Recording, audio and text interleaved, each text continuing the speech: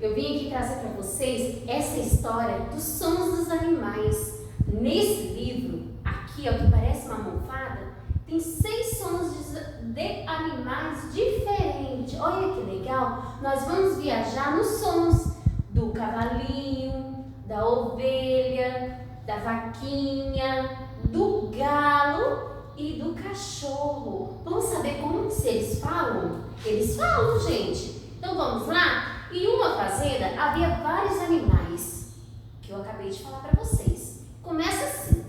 E uma manhã, na fazenda, o galo faz cocoricó, cocoricó. Olha que lindo esse galo.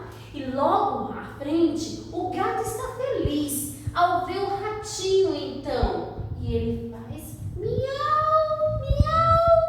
Olha, o galo e o gato e o ratinho. Olha que legal, gente. Olha que cores maravilhosas. Depois eu quero que vocês me mandem um áudio aí falando que cores que são essas que aparecem nessa história, tá bom?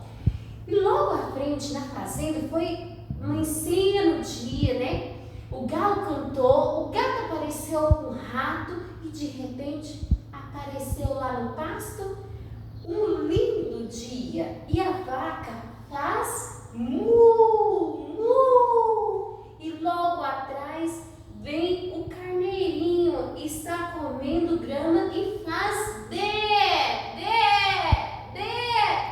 A vaca mu, mu, dê, dê. Olha, gente, eu fico encantada de ver essas cores. Havia alguém que protegia todo mundo nessa fazenda. Você sabe quem era? O cachorro estava latindo para o pássaro. Ele faz au, au, au. Os cavalos estavam conversando e eles fazem hi, hi, hi. Todo feliz um para o outro.